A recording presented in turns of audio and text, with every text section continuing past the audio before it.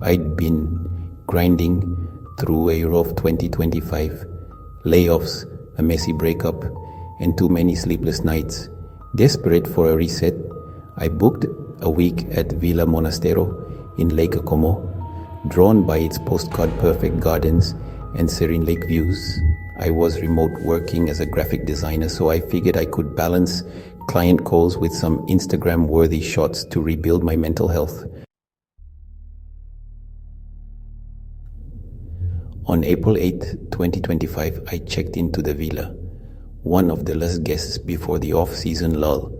The caretaker, an older woman named Clara with sharp, unblinking eyes, handed me the keys and issued a cryptic warning: "Don't walk near the lake at night. It takes faces." I laughed it off, assuming it was local folklore to spook tourists. That night, I posted about her quirkiness on X, joking, "Creepy caretaker or just Italian charm?" Lake Como vibes. The replies were all emojis and "you're living the dream, B." My room was on the second floor, with tall windows framed by ivy that cast delicate shadows in the moonlight. Around 2 a.m., I woke to a faint scratching sound, sharp, rhythmic, like nails dragging across glass. I sat up, heart thudding, and peered at the window. No wind, no movement, just the ivy hanging still. The lake outside was a perfect mirror, reflecting the crescent moon. I told myself it was nothing, maybe a branch, and pulled the heavy curtain shut.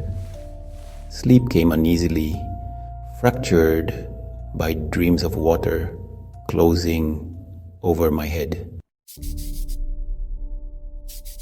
The next night, April 9th, the scratching returned, louder, more insistent. It wasn't random, it had a pattern, like someone was tracing shapes on the glass. I grabbed my phone, hands shaky, and crept to the window. The lake was still, the air dead calm. I parted the curtains, and my breath caught. In the window's reflection, my face wasn't mine.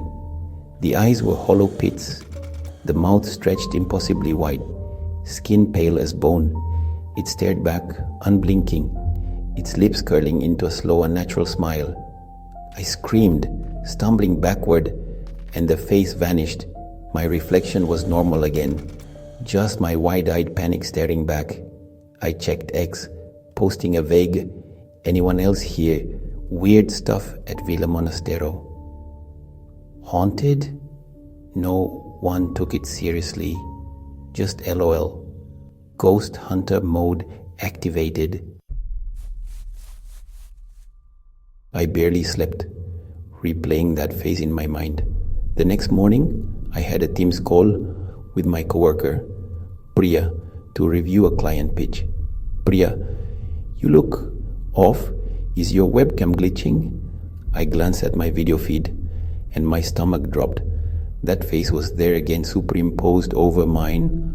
Hollow eyes, gaping mouth, flickering like a bad signal.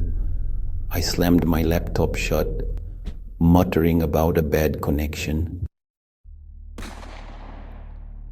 Priya texted later, worried, saying my video had frozen on something creepy. I didn't respond. Desperate for answers, I found Clara sweeping the garden path. I blurted out what I'd seen, expecting her to dismiss me. Instead, her face tightened. I scoffed, but her eyes held no humor. She pointed me to the villa's library, saying, "Look for the old records." I spent hours there, digging through dusty guest books and local histories. One entry from 1792 described a guest who vanished after reporting a woman in the glass. Recent ex-posts I found via deep search mentioned missing tourists near Lake Como, their last photos showing blurred faces in reflections. My skin crawled. That night, I locked my door and tipped the curtains shut, but the scratching came again, not from the window, but the bathroom mirror. I avoided looking, but my phone buzzed with notifications. My Instagram story, posted without my input, showed a selfie I didn't take. That face, wearing my clothes, standing in my room. I deleted it, heart racing, and called Clara. She arrived, pale, and the burnt sage around the mirror, muttering prayers in Italian. Clara, she's chosen you. Don't look at her.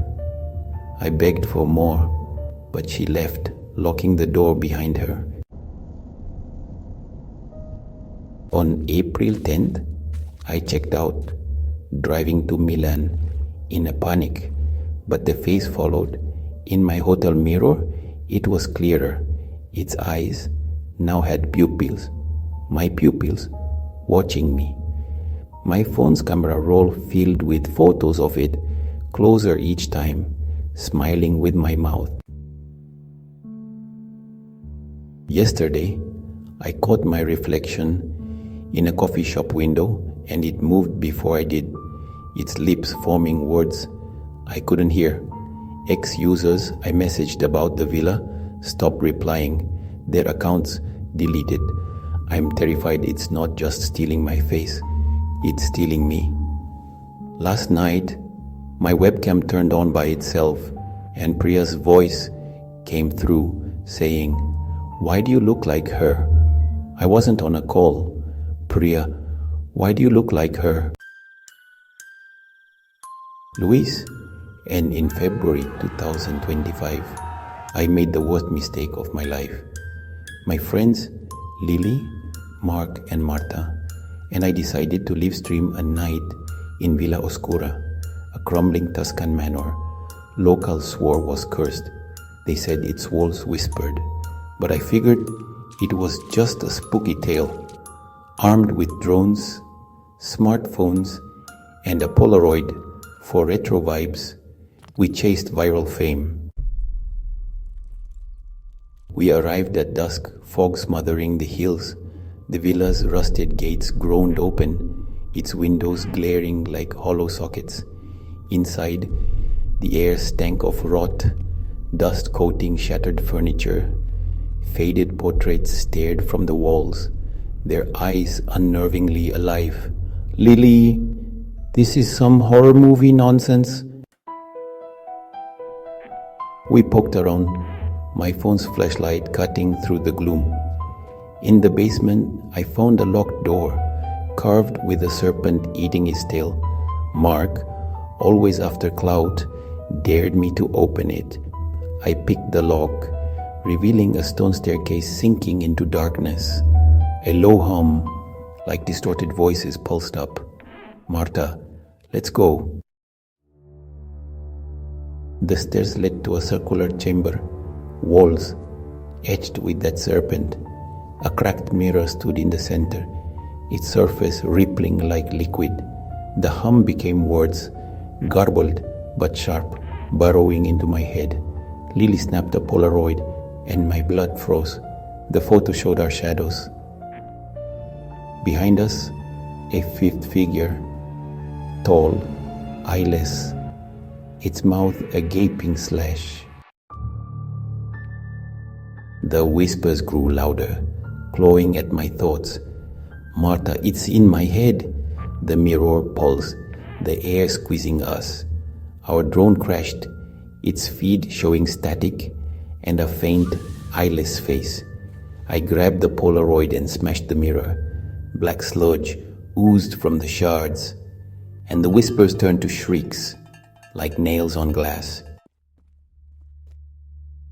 We bolted, but the villa twisted. Hallways stretched endlessly. Doors vanished. Mark fell, and when he stood, his eyes were blank. "Mark, it sees us," then lunged at Lily, hands around her throat. I yanked him off, and we locked him in a room. His screams, guttural, inhuman. Lily, Martha, and I stumbled to the foyer. The front door was sealed shut. The portraits bled black, walls pulsing like flesh. A shadow loomed, tall, eyeless, hissing my name. Lily smashed a window with her phone, glass slicing us as we crawled out into the fog. We reached the village at dawn, bloody and silent. Mark was gone. The villa's sealed now, but my live stream clips keep resurfacing online, comments calling it a hoax. At night, I hear whispers in my apartment, and in my bathroom mirror, I see that eyeless face, closer each time.